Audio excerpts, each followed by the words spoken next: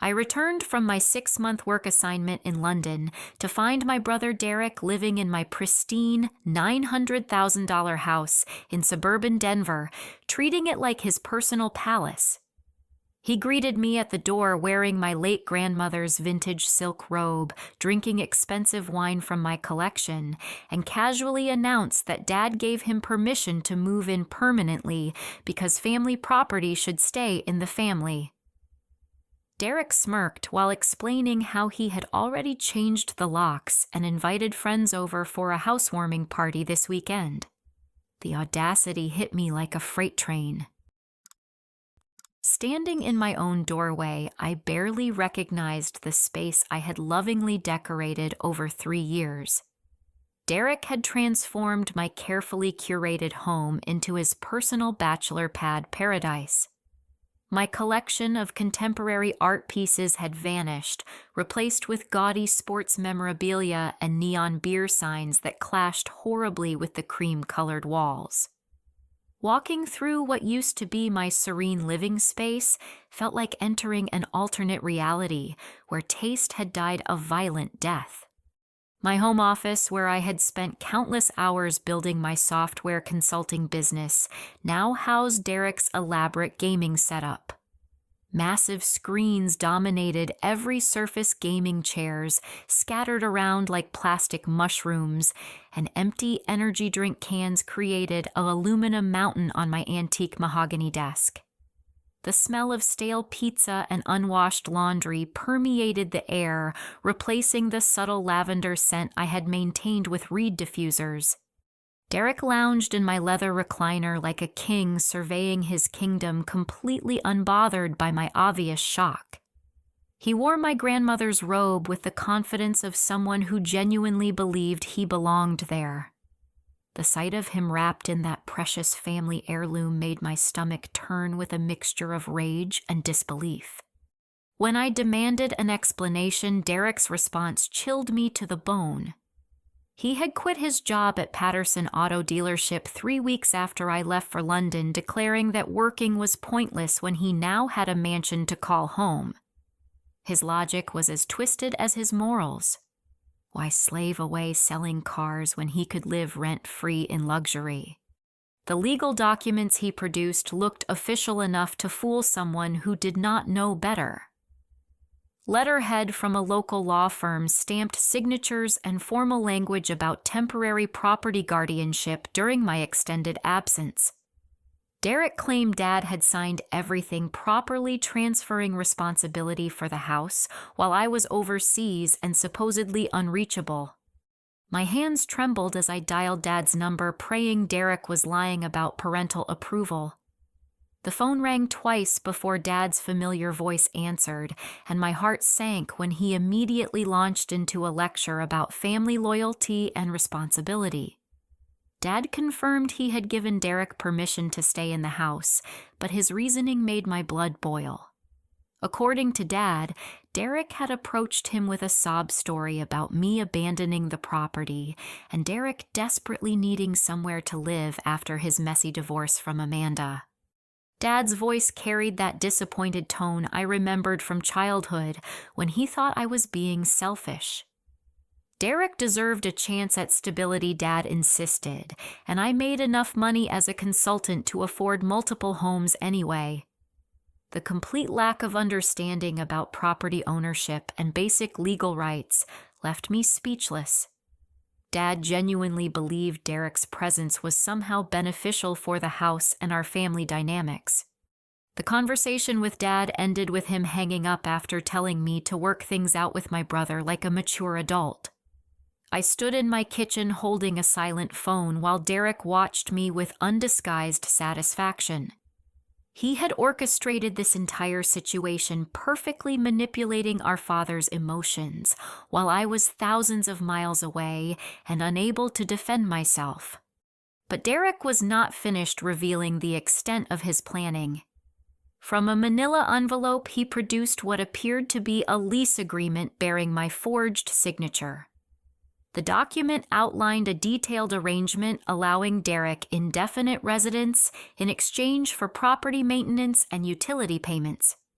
Every line was carefully crafted to look legitimate, complete with witness signatures I had never seen before. Derek's threat came with a lawyer's business card and a smug smile that made me want to scream. He claimed that any attempt to evict him would result in a breach of contract lawsuit that would cost me thousands in legal fees and damages.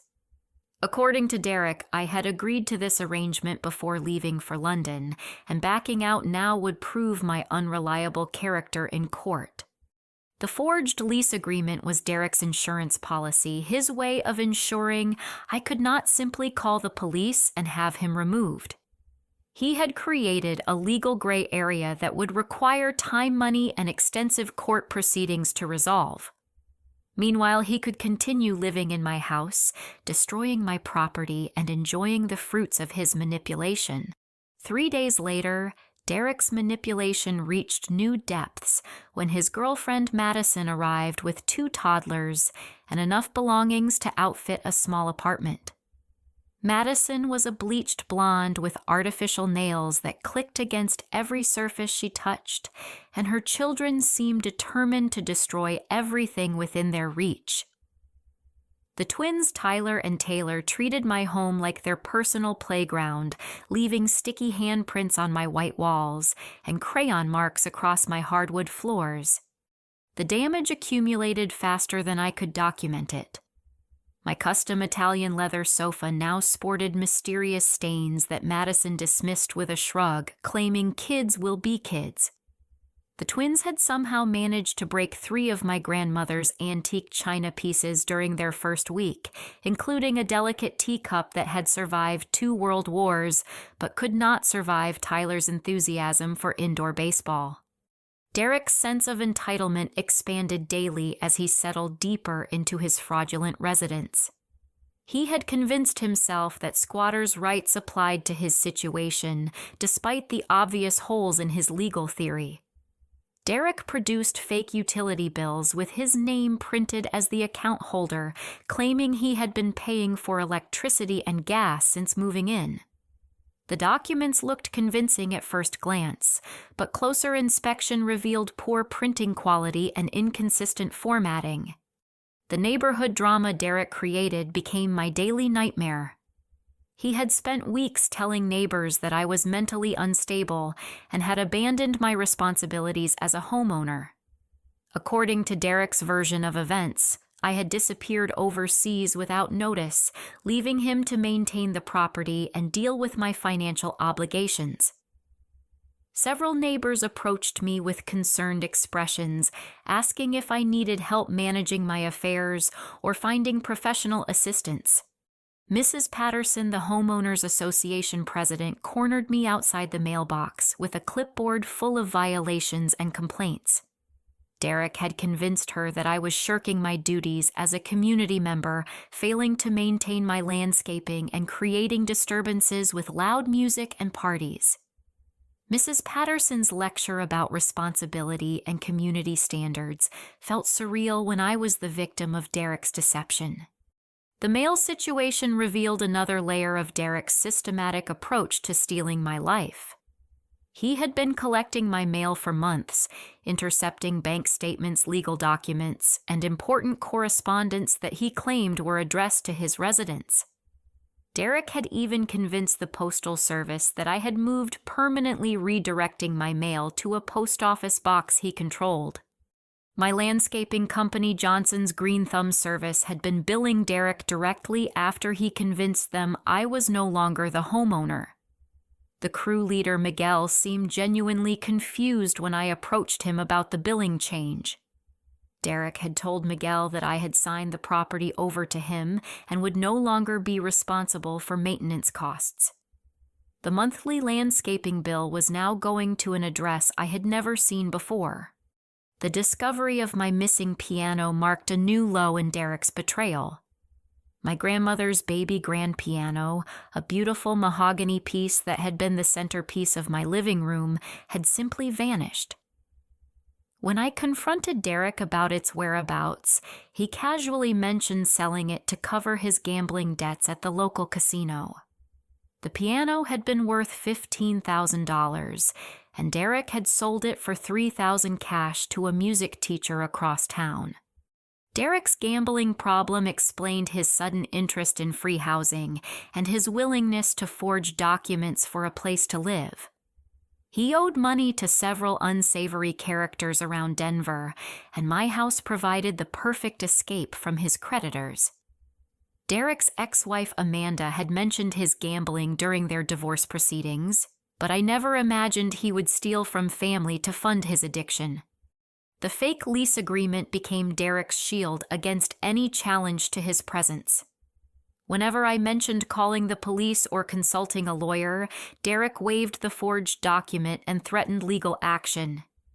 He claimed breach of contract would cost me $50,000 in damages plus attorney fees and court costs.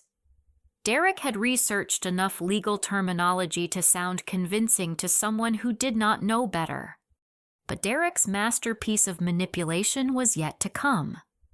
From another envelope, he produced official-looking paperwork claiming adverse possession of my property. Derek announced he had hired a lawyer named Brock Hutchinson, who specialized in property disputes, and had assured Derek that Colorado law supported his claim to the house. According to Derek, living in the property for several months while maintaining it and paying utilities established his legal right to ownership. Derek's explanation of adverse possession sounded rehearsed, as if Brock Hutchinson had coached him on the key points to emphasize. Colorado required 7 years of continuous possession for adverse possession claims, but Derek claimed special circumstances applied to his situation. The forged lease agreement, combined with his utility payments and property maintenance, supposedly accelerated the timeline for his ownership claim. The smugness in Derek's voice when he delivered this information made my hands shake with barely controlled fury. He genuinely believed he had outsmarted me using legal loopholes and family manipulation to steal everything I had worked years to build. Derek's plan relied on my emotional attachment to family relationships and my reluctance to engage in expensive legal battles against someone I had once trusted completely. Dad's arrival at my house the following Tuesday was supposed to bring reason and family unity, but instead delivered the crushing blow of complete parental betrayal. He walked through my front door like he owned the place, greeting Derek with enthusiastic hugs and treating Madison's destructive children like beloved grandchildren. Dad's immediate concern was not for my property rights or emotional well-being, but for Derek's need for family support during his difficult transition. The mediation Dad promised turned into a one-sided lecture about my selfishness and lack of family loyalty. According to Dad, I was being unreasonable for wanting to kick out my brother and his new family when they clearly needed help getting back on their feet. Dad's disappointment in my character was palpable as he explained how Derek had opened his eyes to my true nature over the past several months. Derek had been feeding Dad a steady diet of lies about my lifestyle and financial situation. According to Derek's narrative, I made excessive amounts of money as a software consultant and lived an irresponsible lifestyle that included expensive vacations, designer clothes, and wasteful spending habits. Derek painted himself as the responsible family member who was trying to bring stability to an abandoned property while I gallivanted around Europe without a care in the world. Dad's lecture continued with painful details about how Derek had described my supposed character flaws. I was apparently selfish with money, unwilling to help family members in need, and completely disconnected from the values our parents had tried to instill. Derek had convinced Dad that I needed to learn about sacrifice and putting family needs above personal comfort. The financial manipulation Derek had orchestrated ran deeper than I initially realized. He had somehow gained access to my bank statements and financial records, using my personal information to apply for credit cards and small loans in my name. Derek's knowledge of my financial details, allowed him to speak convincingly about my income and spending habits when manipulating Dad's perception of my character. Derek's credit card applications had been successful in 2 cases, giving him access to several $1,000s in credit that he promptly maxed out on gambling and unnecessary purchases. The bills were being sent to my address, but Derek intercepted them before I could discover the fraud. His plan was to continue using my credit until I discovered the theft, then claim he had permission to use my information for family emergencies. The cease and desist order that Derek's lawyer served me felt like a physical blow to my chest. The legal document prohibited me from harassing Derek attempting to enter what the paperwork called his residence or interfering with his peaceful enjoyment of the property. According to the order, any violation would result in criminal charges and additional civil penalties. Brock Hutchinson had crafted the cease and desist order to sound official and intimidating, using legal language that made Derek's fraudulent claims appear legitimate. The document referenced the forged lease agreement as evidence of Derek's legal right to occupy the property, and it warned that my behavior constituted harassment of a legal tenant. Dad's support for Derek's legal maneuvering was the final knife in my back. He praised Derek for taking appropriate steps to protect himself from my unreasonable demands and unstable behavior. According to Dad, the cease and desist order proved that Derek was handling the situation maturely while I was being emotional and irrational. The conversation with Dad ended with his demand that I allow Derek to remain in the house until he could get back on his feet financially. Dad estimated this would take 6 months to a year, depending on Derek's success finding new employment and rebuilding his life after the divorce. Dad genuinely believed Derek deserved this support from family, and my resistance proved my lack of compassion. But Derek was not content with simply stealing my house and manipulating our father. His announcement about the housewarming party was delivered with theatrical flourish, as if he were planning a legitimate celebration rather than a fraudulent victory lap. Derek had already sent invitations to over 50 people, hired professional caterers, and rented party equipment including tables, chairs, and a sound system. The party invitations listed Derek as the homeowner and described the event as a celebration of his new home. Derek had chosen the most expensive catering package, including an open bar and gourmet appetizers that would cost several $1,000s. His plan was to establish himself publicly as the legitimate owner of the property, making it more difficult for me to challenge his presence. Dad's agreement to attend Derek's party and support him publicly felt like a complete betrayal of everything I thought I knew about my family. Dad planned to give a speech about Derek's resilience and determination, praising him for turning his life around and finding stability. The speech would essentially endorse Derek's theft of my property in front of dozens of witnesses. Derek's confidence in his scheme was unshakable as he described the party plans. He had hired a DJ who would set up equipment in my backyard, arranged for valet parking on my street, and even ordered custom decorations with his name prominently displayed.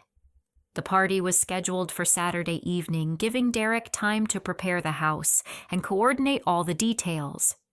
The guest list Derek showed me included people I had never heard of, along with some of Derek's drinking buddies and gambling friends from the casino.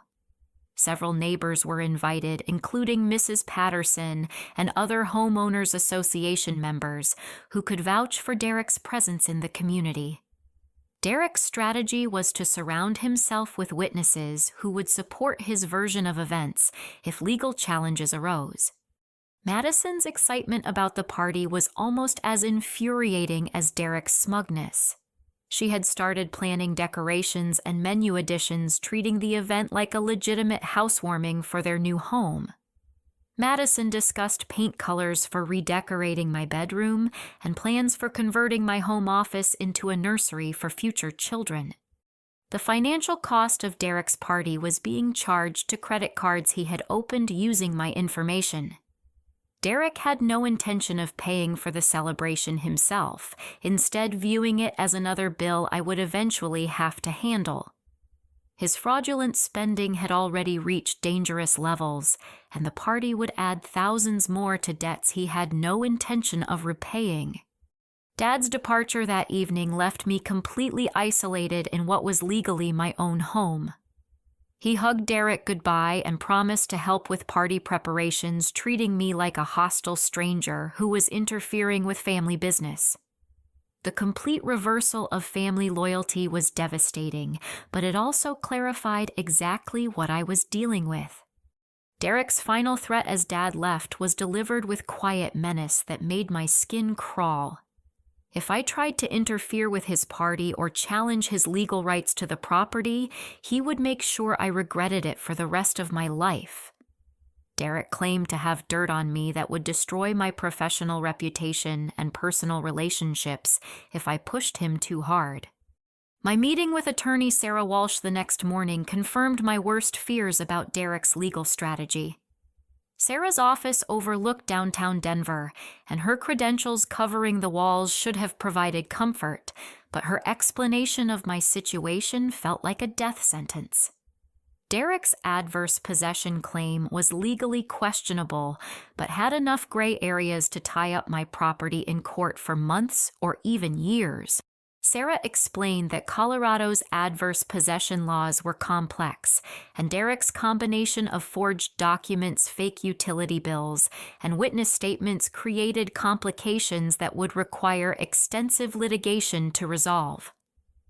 Even though Derek's claims were fraudulent, proving fraud in court would take time and cost thousands of dollars in legal fees. The forged lease agreement was Derek's strongest weapon because it appeared legitimate at first glance. Sarah pointed out several inconsistencies in the document that suggested forgery, but establishing proof would require handwriting analysis, witness testimony, and document authentication. Derek's lawyer could argue that the inconsistencies were simple clerical errors rather than evidence of fraud. Derek's utility bills presented another challenge, because the utility companies had records showing Derek as an authorized account holder.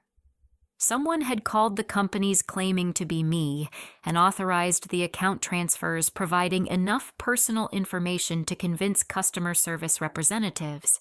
Proving that Derek made these calls would require phone records and voice analysis that could take months to obtain. The false witness signatures on Derek's lease agreement added another layer of complexity to the legal battle.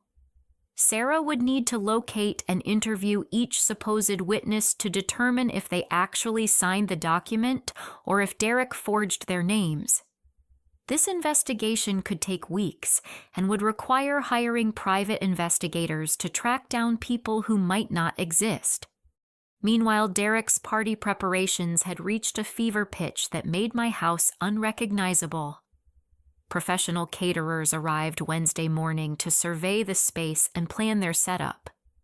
Derek guided them through my home like he owned it, pointing out electrical outlets and discussing traffic flow patterns for optimal service. The party rental company delivered tables, chairs, and a massive sound system that Derek had positioned in my backyard. Workers trampled my carefully maintained garden while setting up equipment, leaving deep footprints in soil I had spent years perfecting. Derek supervised the installation like a general commanding troops, barking orders and demanding perfection for his special event. Derek's DJ arrived for a sound check that rattled windows 3 houses away. The bass from the speakers was so powerful that Mrs. Patterson called to complain about the noise, even though the party was still 3 days away.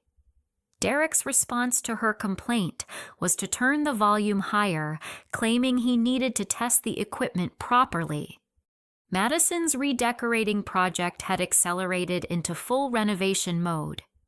She spent Wednesday afternoon painting my guest bedroom walls, a garish pink color that clashed horribly with the existing hardwood floors. Madison had also installed new light fixtures without permits or professional electrical work, creating potential fire hazards that could void my homeowner's insurance. The hot tub Derek ordered arrived Thursday morning, requiring a crane to lift it over my fence and into the backyard.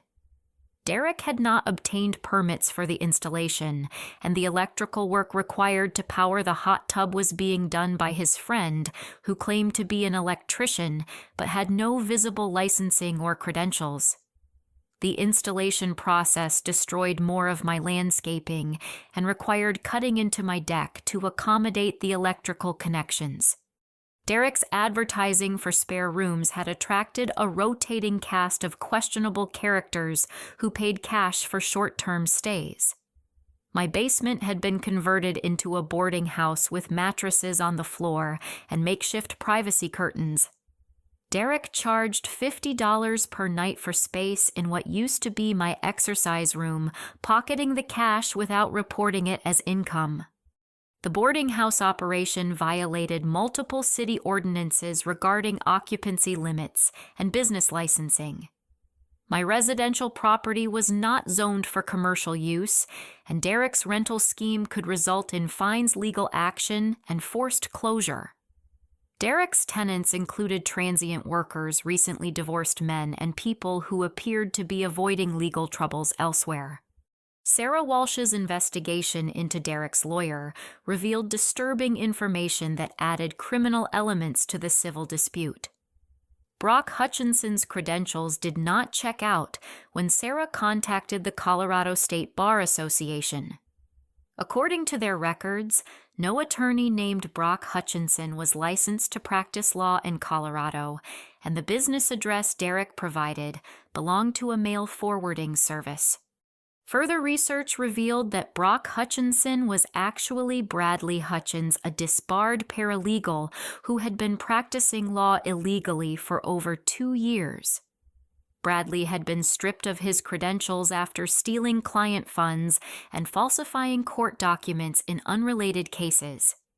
His operation targeted people like Derek who needed legal services but could not afford legitimate attorneys.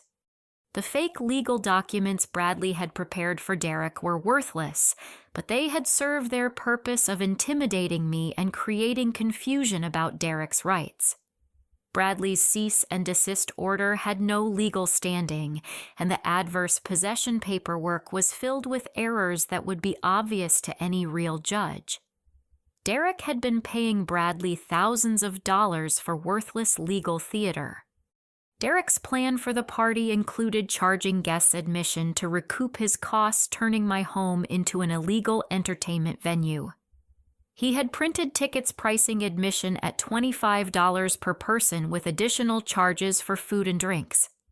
Derek's plan was to pocket several $1,000s from the event while establishing himself as the property owner in front of dozens of witnesses. The guest list Derek had compiled included people with questionable backgrounds who might not react well to discovering they had been scammed. Derek owed money to several of his gambling associates, and inviting them to a party at a house he did not own seemed like a recipe for violence. Sarah warned that the situation could become dangerous if Derek's creditors realized he had been lying about his financial situation. Derek's emergency protective custody filing was his final legal gambit to maintain control of my property. The paperwork claimed I had threatened him with violence and was mentally unfit to own real estate, requiring court intervention to protect Derek and his family. Bradley Hutchins had filed the motion using falsified evidence and fake witness statements. The court hearing scheduled for next month would give Derek time to solidify his presence in my home, while I remained legally powerless to evict him.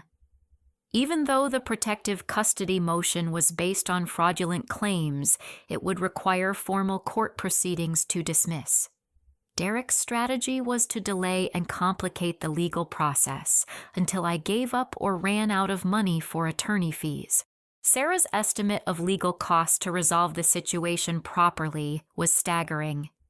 Between document analysis, witness interviews, fraud investigation, and court proceedings, I could easily spend $30,000 or more fighting Derek's claims.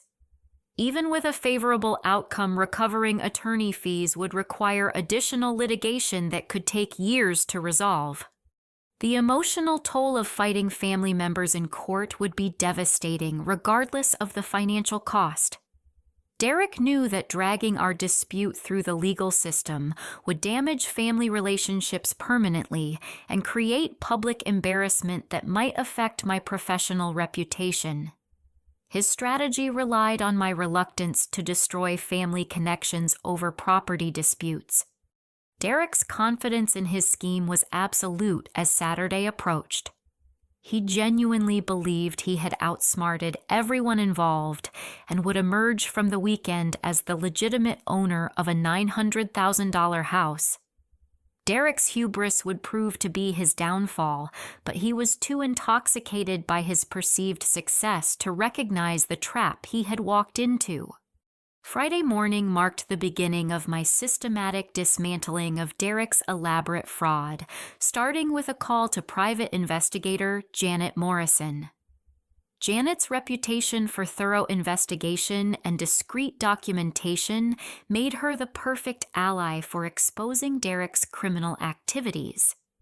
Her initial assessment of the situation confirmed my suspicions that Derek had left a trail of evidence that could destroy his entire scheme. Janet's first discovery was Derek's unlicensed rental business, which violated multiple city ordinances and zoning regulations. My residential property was not permitted for commercial use, and Derek's boarding house operation in my basement required business licenses he had never obtained. The cash payments Derek collected from his tenants were unreported income that would interest both the IRS and Colorado Department of Revenue. The documentation Janet gathered included photographs of Derek's tenants' copies of his handwritten rental agreements and recorded conversations with people who had paid Derek for accommodations. Several tenants admitted they were paying Derek directly and assumed he owned the property. Derek's rental income exceeded $2,000 per month, all unreported to tax authorities. Janet's investigation into Derek's gambling debts revealed connections to several unsavory characters who would not appreciate being lied to about Derek's financial situation. Derek owed over $15,000 to various creditors around Denver, including some who had reputations for collecting debts through intimidation and violence. Derek's party invitation to these people was either incredibly stupid or desperately naive.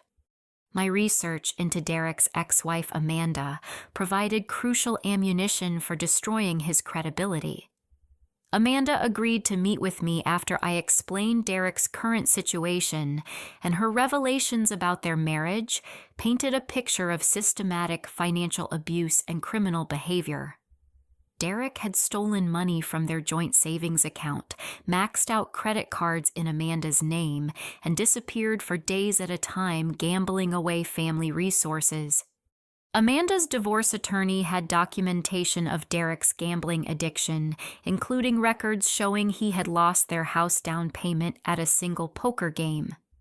Derek's addiction had escalated during their marriage, progressing from occasional casino visits to daily online gambling that consumed his entire paycheck. Amanda's financial recovery from their marriage was still ongoing 2 years after their divorce. The outstanding child support warrants Amanda mentioned were more serious than Derek had led anyone to believe. Derek owed over $8,000 in unpaid support for his daughter from a previous relationship, and the Colorado Department of Human Services had issued bench warrants for his arrest. Derek's failure to appear at court hearings had escalated the situation to criminal contempt charges. Amanda agreed to attend Derek's party to collect her unpaid support, bringing official documentation of Derek's legal obligations. Her presence would create a public scene that would embarrass Derek in front of his guests while establishing his pattern of financial irresponsibility. Amanda's testimony about Derek's gambling addiction would support my claims about his motivation for stealing my house. My documentation of Derek's violations had grown into a comprehensive file that would impress any prosecutor. I had photographed every illegal modification Derek made to my property, recorded evidence of his unlicensed business operations, and documented his violations of noise ordinances and city regulations. The evidence clearly showed Derek's disregard for laws and property rights. The party caterer Derek hired turned out to be more helpful than he anticipated. Marcus, the company owner, was concerned about liability issues when I contacted him, claiming to be the actual property owner. Marcus had been in business for 15 years and recognized the signs of fraudulent party planning when I explained Derek's situation. Marcus agreed to cooperate with my investigation after I provided proof of ownership and explained Derek's schemes. He revealed that Derek had been planning to charge guests admission and expected Marcus to collect the money at the door. Derek's plan was to pocket several $1,000s from the party while sticking Marcus with unpaid catering bills if the scheme collapsed. The city inspector's office was very interested in Derek's unpermitted modifications and illegal business operations when I filed formal complaints. Inspector Rodriguez scheduled a visit for Saturday evening to investigate zoning violations, unpermitted electrical work, and unlicensed commercial activity. The timing of his visit would coincide perfectly with Derek's party. My research into Brock Hutchinson's background confirmed Sarah Walsh's suspicions about his credentials. Bradley Hutchins had been operating illegally for over 2 years, targeting desperate clients who could not afford legitimate legal representation. His disbarment resulted from stealing over $50,000 from previous clients and falsifying court documents in multiple cases. The Colorado State Bar Association was very interested in Bradley's current activities when I provided evidence of his illegal practice. Investigator Thompson had been tracking Bradley for months and welcomed my documentation of his latest fraud. Bradley's operation would be shut down permanently, and Derek would face additional charges for conspiracy and fraud. Derek's party guests were surprisingly receptive to my warning emails about his criminal background and fraudulent party. Most people appreciated learning they had been invited to an illegal event at a stolen property, and many forwarded my warnings to friends who might have attended. Derek's guest list shrank dramatically as word spread about his deception. The guests who remained on Derek's list after my warnings were primarily his gambling associates and people who owed him favors. This core group of attendees would provide perfect witnesses to Derek's public humiliation and arrest. Their presence would ensure that news of Derek's downfall spread quickly through the community of people he had tried to impress. My coordination with local police departments required careful timing and documentation to ensure Derek's arrest would be swift and comprehensive. Detective Williams was fascinated by the complexity of Derek's fraud and agreed that Saturday evening would provide optimal conditions for apprehending Derek with maximum evidence available. The locksmith I scheduled for Saturday evening was experienced with eviction situations and understood the importance of changing locks immediately after Derek's arrest. Mike had worked with attorneys and police departments for 20 years, and he assured me that Derek would be unable to regain access to my property once the legal situation was resolved. But my masterpiece of strategic planning was the 2 emails I composed Friday evening, each designed to trigger specific responses that would culminate in Derek's complete downfall. The first email contained comprehensive evidence of Derek's crimes, delivered simultaneously to multiple law enforcement agencies and tax authorities. The second email would destroy Derek's party by revealing his fraudulent background to every invited guest. The first email to the IRS included detailed documentation of Derek's unreported rental income, fraudulent credit card applications, and tax evasion. The Drug Enforcement Administration received copies because several of Derek's tenants appeared to be involved in illegal activities that Derek was facilitating through his boarding house operation. Local police received complete files on Derek's document forgery fraud and identity theft. The second email to Derek's party guests included photographs of Derek's criminal background, copies of his outstanding warrants, and explanations of how he had stolen my property. The email warned guests that attending the party would make them witnesses to criminal activity and potential targets for law enforcement investigation. The trap I had constructed was perfectly timed and comprehensive in scope. Derek's party would become his public trial, with law enforcement, tax authorities, creditors, and family members all converging to hold him accountable for months of criminal behavior. Derek's confidence in his scheme would transform into terror as he realized the magnitude of his miscalculations.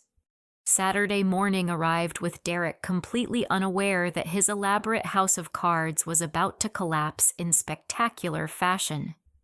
His preparations continued with manic energy as he supervised final party arrangements, never suspecting that every detail of his fraud had been documented and reported to appropriate authorities.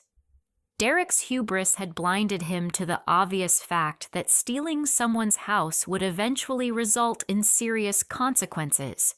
Saturday morning began with Derek's manic energy reaching peak intensity as he supervised final preparations for what he believed would be his triumphant victory celebration.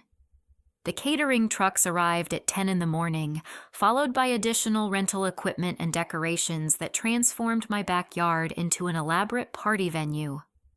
Derek strutted around my property like a peacock, directing workers and basking in what he thought was his moment of ultimate success. The city inspector arrived earlier than Derek expected, catching him off guard during the morning setup. Inspector Rodriguez approached Derek with a clipboard and serious expression, introducing himself as the official investigating complaints about zoning violations and unpermitted construction. Derek's confident demeanor faltered slightly as he tried to explain away the hot tub installation and illegal basement modifications. Rodriguez's inspection revealed numerous code violations that would require immediate correction or result in hefty fines and legal action. The unpermitted electrical work posed serious fire hazards, the hot tub installation violated setback requirements, and the basement boarding house operation clearly violated residential zoning regulations. Derek's claims of property ownership meant nothing when faced with documented building code violations. The inspector's report would be forwarded to the city attorney's office for prosecution, adding another layer of legal trouble to Derek's mounting problems. Rodriguez scheduled a follow-up inspection for Monday morning, warning Derek that continued violations would result in criminal charges and forced closure of his illegal operations. Derek's party was officially under investigation before it even began. Janet Morrison's final surveillance report documented Derek's increasingly frantic behavior as reality began penetrating his delusional confidence. Derek had been making phone calls all morning, trying to address various crisis situations, including angry creditors demanding payment and former tenants complaining about unsafe living conditions. His gambling debts were becoming more pressing as word spread about his questionable living situation. The private investigator's photographs showed Derek accepting cash payments from his basement tenants while city officials were still on the property. This evidence of continued illegal business operations would strengthen the prosecution's case against Derek's unlicensed rental scheme. Derek's complete disregard for legal consequences was creating additional criminal liability with every transaction. Amanda's arrival at noon brought the first major disruption to Derek's party preparations. She parked directly in front of my house and approached Derek with official documents demanding immediate payment of overdue child support. Amanda's confrontation with Derek was loud enough to attract attention from neighbors and caterers, creating exactly the public embarrassment I had hoped for. Derek's reaction to Amanda's demands was predictably hostile and defensive. He claimed poverty while standing in front of a $900,000 house he was pretending to own. Derek's arguments about his financial situation sounded ridiculous when surrounded by expensive party decorations and professional catering equipment. Amanda's documentation of his gambling debts and fraudulent lifestyle would support her legal claims. The scene between Derek and Amanda escalated quickly as she threatened to call police about his outstanding warrants. Derek's panic was visible as he realized Amanda could destroy his party by having him arrested in front of his guests. His attempts to negotiate payment arrangements were pathetic considering he had no legitimate income or assets to offer. Meanwhile, my coordination with law enforcement was proceeding exactly as planned. Detective Williams had assembled a team of officers who would arrive at my house during peak party hours, ensuring maximum witnesses to Derek's arrest. The timing would allow Derek's guests to witness his complete humiliation while providing police with evidence of his ongoing criminal activities. The arrest warrants for Derek included charges of document forgery, identity theft, fraud, and contempt of court for unpaid child support. Additional charges would be added based on the evidence I had provided about his unlicensed business operations and tax evasion. Derek's legal troubles would keep him occupied for months while I reclaimed my property and rebuilt my life. Brock Hutchinson's arrest was scheduled to occur simultaneously with Derek's ensuring that both men would be unable to coordinate their stories or destroy evidence. Bradley Hutchins had been under surveillance for weeks as authorities built their case against his illegal law practice. Derek's cooperation with Bradley had provided the final evidence needed to shut down his fraudulent operation permanently. The locksmith's arrival time was coordinated with police activities to ensure smooth transition of property control back to me. Mike would change all locks immediately after Derek's arrest, preventing any attempts by Derek's associates to access my house. New security codes and alarm systems would be installed to protect my property from future invasion attempts. Derek's party guests began arriving at 4 p.m, unaware that they were walking into a carefully orchestrated law enforcement operation. Most guests had not received my warning emails because Derek had provided fake contact information for many people on his list. The guests who did attend were primarily Derek's gambling associates and people who were unaware of his criminal background. The reduced guest turnout was obvious to everyone present, including Derek, who tried to maintain his confident facade despite clear evidence that his party was failing. Instead of 50 guests, fewer than 20 people had shown up, and several of those were clearly uncomfortable with the situation. Derek's explanations about last-minute cancellations sounded hollow when surrounded by empty tables and excess food. Marcus, the caterer, approached me discreetly to confirm that payment arrangements were secure, given Derek's obviously fraudulent situation. I assured Marcus that his bills would be paid properly once the legal situation was resolved, and he agreed to continue serving the party to maintain normal appearances until police arrived. Marcus's cooperation ensured that Derek remained unaware of the trap closing around him. The DJ Derek hired was growing increasingly concerned about the sparse crowd and Derek's obvious anxiety. Professional entertainers develop instincts about problematic events, and this party had warning signs everywhere. The DJ's questions about payment and liability insurance made Derek even more nervous as he realized his scheme was unraveling in multiple directions simultaneously. Derek's attempts to charge admission to his remaining guests created additional tension as people questioned his authority to collect money for entry to someone else's property.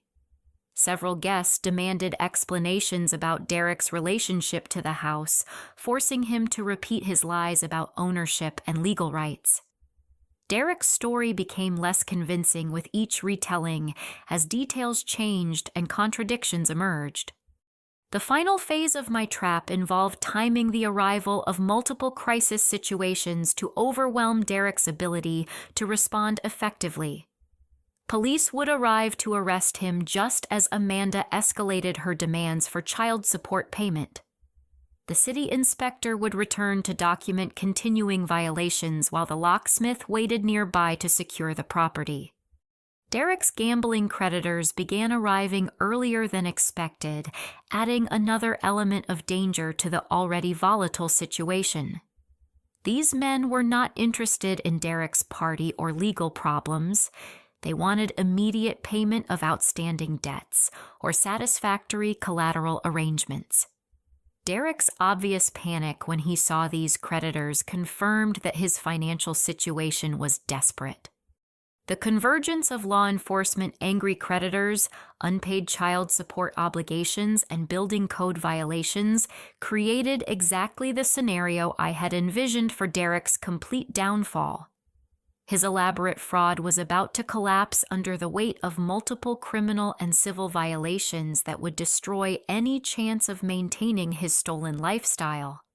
My position during these final preparations was carefully planned to ensure I could document Derek's reactions while remaining safe from any potential violence.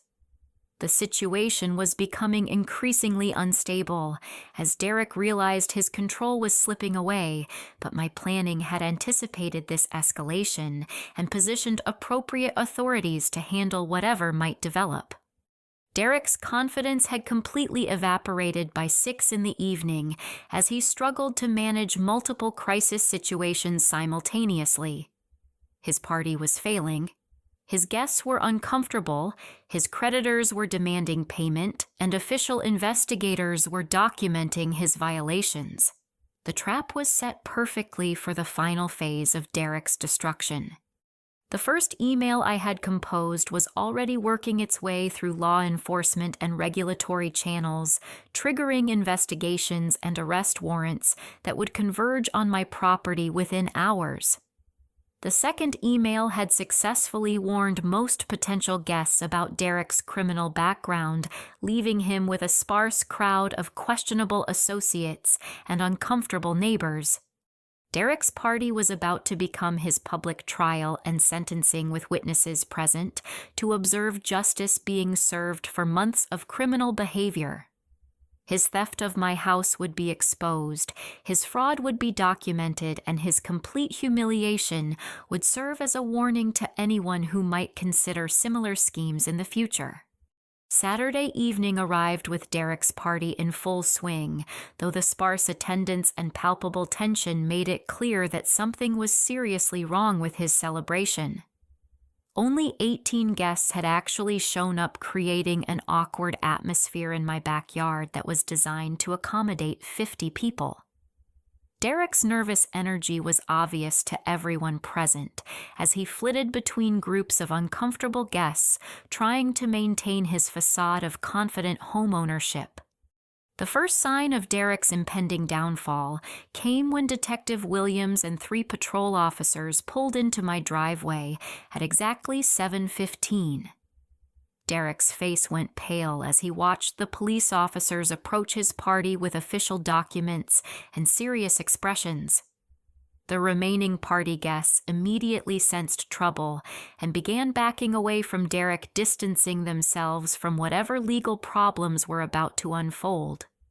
Derek's attempt to greet the police officers as a concerned homeowner was pathetic to witness. He approached Detective Williams with false confidence, asking if there was a noise complaint or parking issue that needed to be addressed.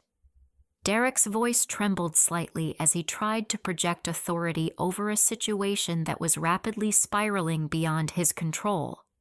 Detective Williams' response was swift and professional as he produced arrest warrants for Derek's multiple criminal charges. The charges included document forgery, identity theft, fraud, contempt of court for unpaid child support, and conspiracy with Bradley Hutchins to practice law illegally. Derek's shock was complete as he realized the scope of the investigation that had been conducted without his knowledge. The reading of Derek's rights in front of his party guests was exactly the public humiliation I had envisioned for months. Derek's claims of innocence and demands to speak with his lawyer were met with information about Bradley Hutchins' arrest earlier that afternoon for practicing law without a license. Derek's legal representation had evaporated along with his credibility and freedom.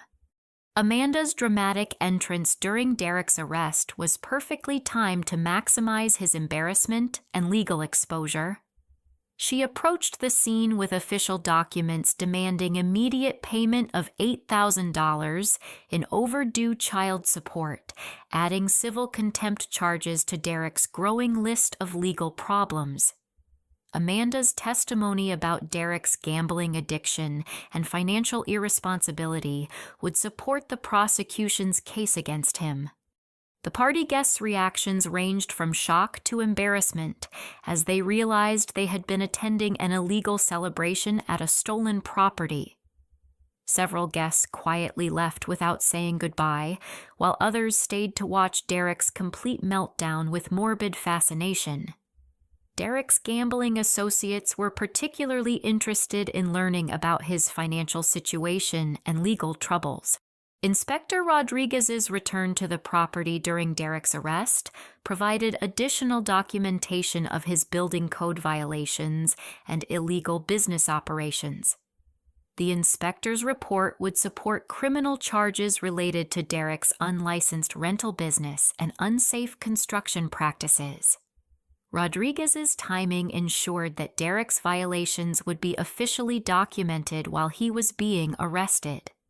Derek's demands to enter my house to collect his belongings were denied by police officers who explained that he had no legal right to access the property. The forged lease agreement Derek had relied on for months was worthless once his fraud was exposed, leaving him without any claim to residence or property storage. Derek's personal belongings would remain in my house until legal proceedings determined their fate. The locksmith's arrival as Derek was being placed in handcuffs provided symbolic closure to months of illegal occupation. Mike began changing my locks immediately, ensuring that Derek would never again have unauthorized access to my property. The sound of drilling and lock installation provided a satisfying counterpoint to Derek's protests and threats from the back of a police car. Madison's reaction to Derek's arrest was a mixture of shock and self-preservation as she realized her comfortable living situation was about to end abruptly. She had been caring for her children during the party, but Derek's legal troubles would force her to find alternative housing immediately. Madison's cooperation with police was motivated by her desire to avoid criminal charges related to Derek's schemes. The basement tenants Derek had been illegally housing were evicted immediately as part of the building code enforcement action. These men had been paying Derek cash for substandard accommodations that violated multiple safety regulations.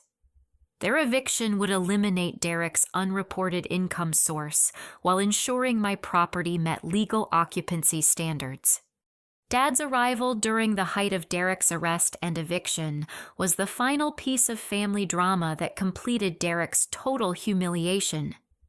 Dad had come to support Derek's party, but instead witnessed his son being arrested for multiple felonies while losing his fraudulent claim to my property. Dad's shock was complete as he finally understood the extent of Derek's criminal behavior and manipulation. The confrontation between Dad and me finally provided the opportunity to explain Derek's systematic fraud and manipulation over the past several months. Dad's gradual realization that Derek had lied about everything from my character to his legal rights was painful but necessary for family healing. Dad's apologies were sincere, as he recognized how Derek had manipulated his emotions to support criminal behavior. Derek screaming from the police car as his party collapsed around him was the satisfying climax to months of planning and investigation. His threats and demands for legal representation were meaningless now that his fraud was exposed and his co-conspirator was also under arrest. Derek's complete loss of control provided emotional satisfaction that justified every hour I had spent planning his downfall. The party cleanup began immediately as caterers and rental companies sought to minimize their involvement in Derek's failed scheme.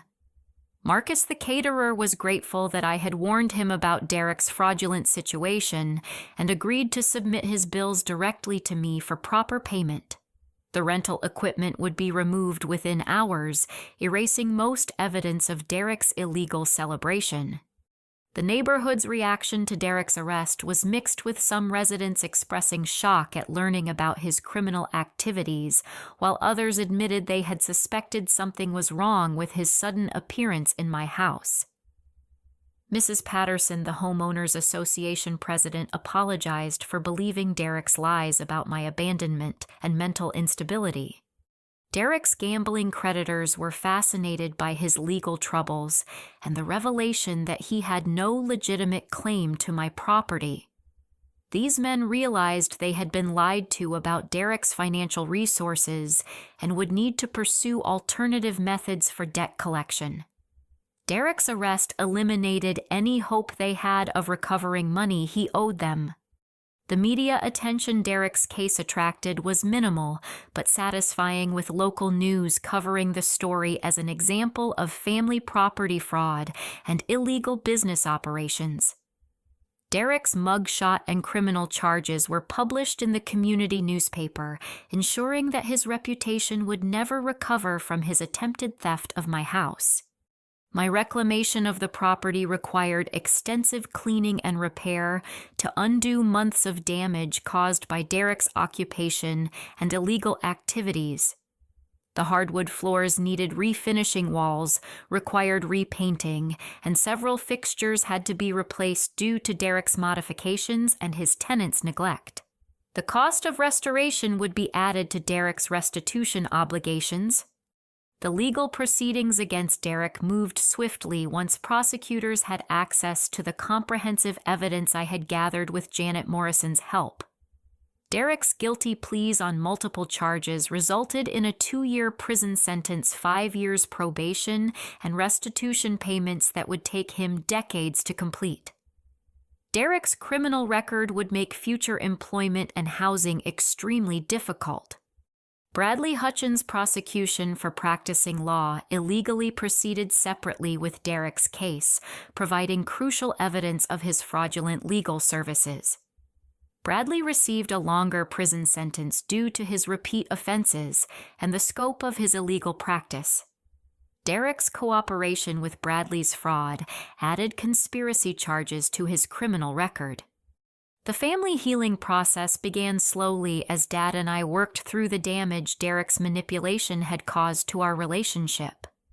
Dad's genuine remorse for supporting Derek's criminal behavior was evident, but rebuilding trust would require time and consistent actions. Our family dynamics would never return to their previous state, but honest communication was now possible. Derek's ex-wife Amanda was finally able to collect her overdue child support through wage garnishment and asset seizure procedures.